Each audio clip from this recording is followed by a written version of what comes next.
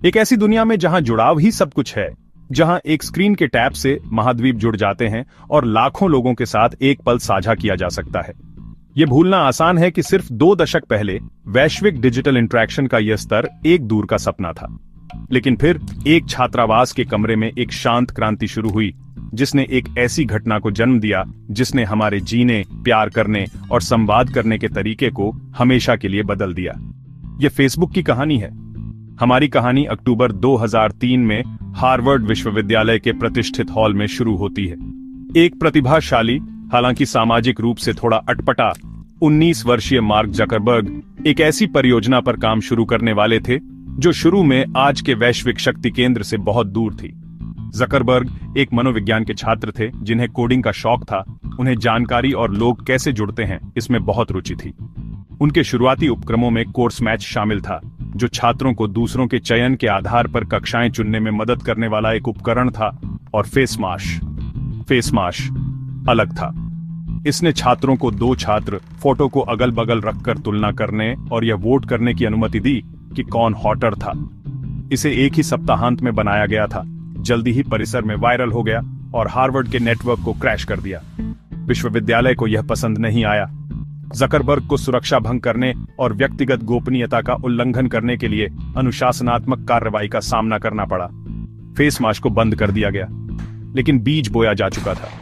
विवाद के बावजूद फेसमाश ने एक मौलिक मानवीय इच्छा का खुलासा किया, जुड़ने की, तुलना करने की, अपने आसपास के लोगों के बारे में अधिक जानने की।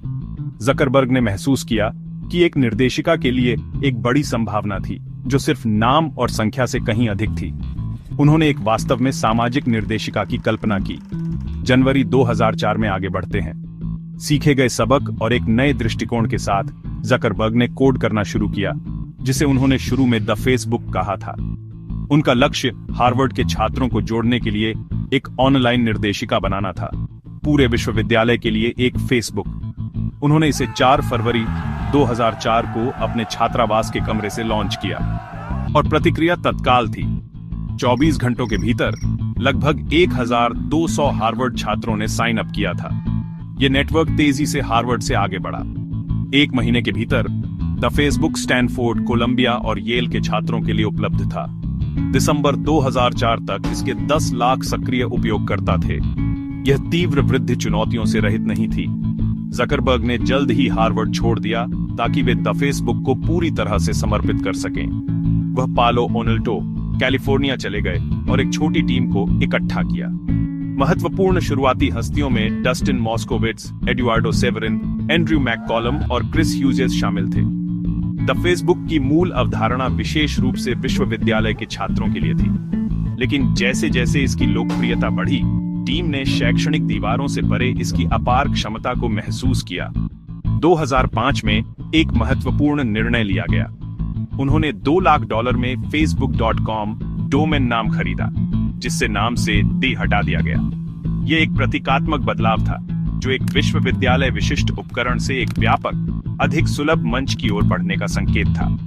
और फिर वास्तविक विस्फोट शुरू हुआ। सितंबर 2006 में फेसबुक ने अपना पंजीकरण 13 वर्ष और उससे अधिक आयु के सभी लोगों के लिए एक वैध ईमेल पते के साथ खोल दिया। बाकी, जैसा कि वे कहते हैं, इतिहास है। एक साधारण छात्रावास के कमरे के प्रयोग से एक वैश्विक संचार दिग्गज तक, फेसबुक ने सामाजिक संपर्क को फिर से परिभाषित किया। इसने दूरियों के पार दोस्तों और परिवारों को जोड़ा, आंदोलनों को सुगम बनाया और अरबों लोगों को आवाज दी। बेशक फेसबुक की यात्रा विवादों और विकास के बिना नहीं रही है। गोपनीयता चिंताओं से लेकर डेटा सुरक्षा तक मंच ने अपनी चुनौतियों और जांच का सामना किया है, लेकिन इसका मूल मिशन, लोगों को जोड़ना, इसके केंद्र में रहता है।